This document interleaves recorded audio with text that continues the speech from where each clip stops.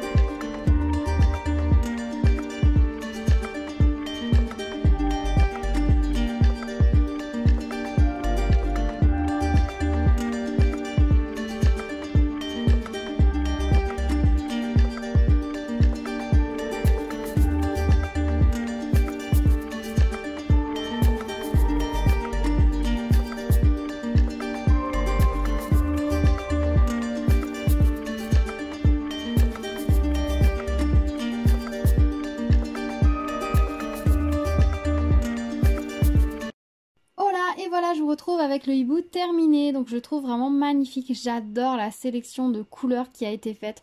On est sur une base de couleurs primaires. Le jaune, le bleu, le rouge. Et à côté de ça, on a les couleurs secondaires, donc le orange, le vert et le violet.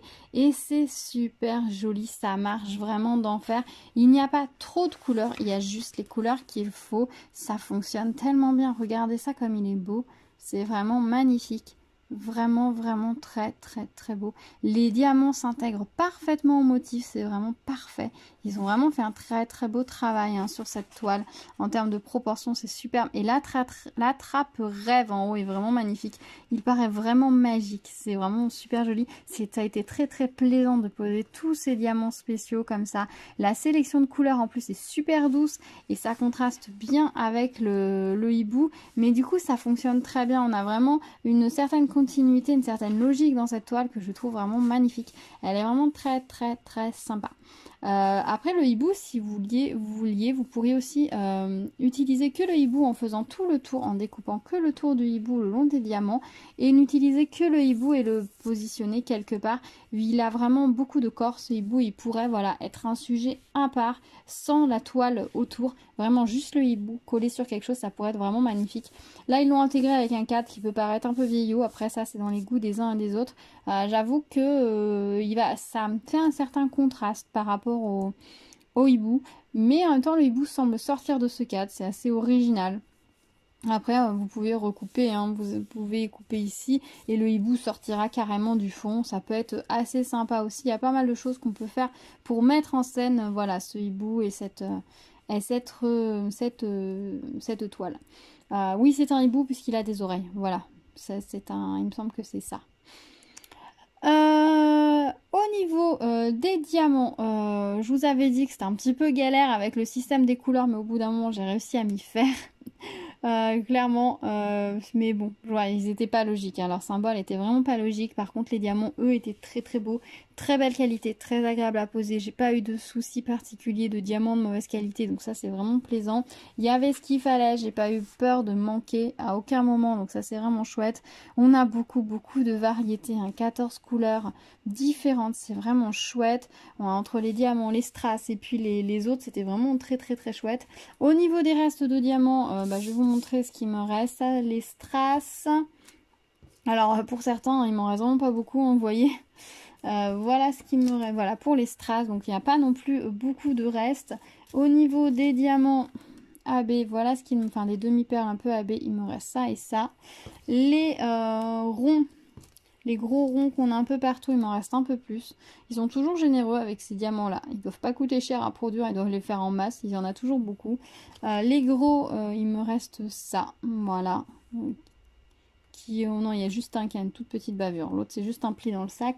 Et au niveau des gouttes AB, voilà, il me reste ça. Alors il me reste que de rouge, alors peut-être qu'à un endroit j'ai inversé, j'ai mis des rouges alors que c'était pas cette couleur là, c'est possible aussi, mais sinon il me reste que de rouge et voilà ce qu'il me reste dans les autres couleurs. Voilà, donc niveau reste de diamants par contre ils sont just quoi, ils ont mis juste ce qu'il fallait.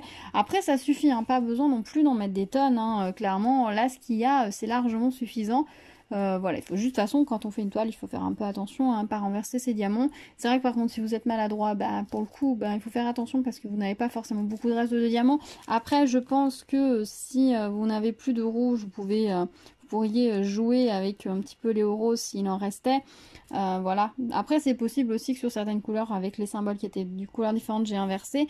A priori, j'ai respecté bien la symétrie entre les deux ailes. Donc déjà, c'est plutôt un bon point. Si jamais vous avez peur, hein, de manquer sur un motif comme ça, faites en symétrie faites en symétrie comme ça. Si à un moment donné, vous manque des diamants, vous pourrez respecter la symétrie. Voilà, ça c'est le petit tips.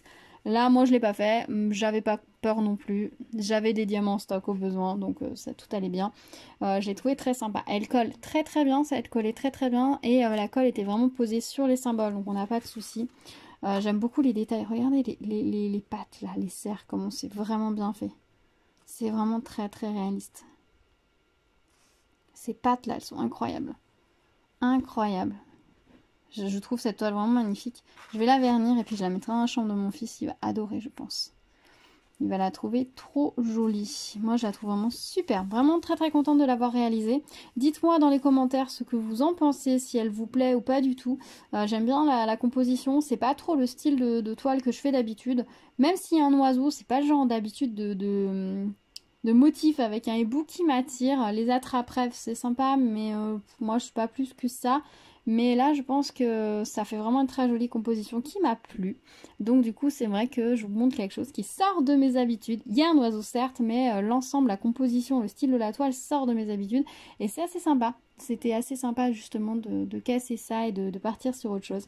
Des fois, ça fait du bien de sortir de sa zone de confort. Dites-moi ce que vous pensez de cette toile, si elle vous plaît, si vous l'avez déjà réalisée, etc. Dites-moi tout dans les commentaires. Si vous arrivez sur ma chaîne, n'hésitez pas à vous abonner et activer la cloche pour être au courant des prochaines vidéos. Il y a pas mal de petites choses comme toujours en préparation, donc restez à l'écoute. Je vous dis à très vite, prenez soin de vous, à bientôt. Ciao ciao.